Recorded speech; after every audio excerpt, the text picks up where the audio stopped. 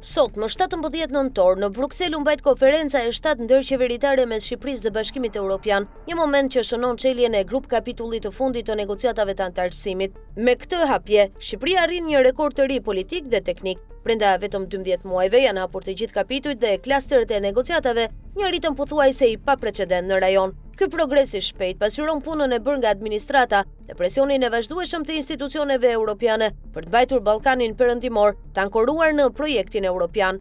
Vetë komisionerja për zgjerimin Marta Kos e nënvizoi këtë realitet mbrëmjen e dieshme gjatë ceremonisë së hapjes së godinës së re të misionit të Shqipërisë në BE, ku deklaroi se Shqipëria ka bërë shumë punë dhe është detyrim që ajo të jetë e mirëpritur në familjen e saj. Megjithatë, hapja e kapitujve është vetëm gjysma e rrugës. Sfida e vërtetë që nis sot është mbyllja e tyre.